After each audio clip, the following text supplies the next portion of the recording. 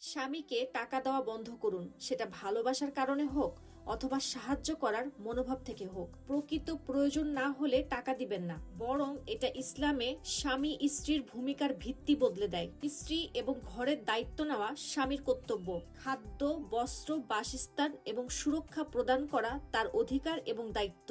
যখন একজন নারী বারবার ভাড়া পরিশোধ করেন অথবা স্বামীর ঋণ পরিশোধ করেন, আপনি তার সব দায়িত্ব গ্রহণ করেন। তখন একজন পুরুষ আস্তে আস্তে পিছু হাঁটতে শুরু করে, দায়িত্ব থেকে দূরে সরে আসতে থাকে, সবকিছু আপনার উপর নির্ভর করা শুরু করে। এতে করে সম্পর্কের অবনতি হয়, ভালোবাসা এবং ঘনিষ্ঠতা নষ্ট হয়, একে অপরের প্রতি শ্রদ্ধা কমতে থাকে। একটা সময় এটা অভ্যাসে পরিণত হয়ে যায়, যার ফলে বিবাহের ভারসাম্য ভাঙতে শুরু করে, যেটা আল্লাহ তাআলা সৃষ্টি করেছেন। মনে রাখবেন, আপনি তার স্ত্রী, তার আর্থিক সহায়ক নন।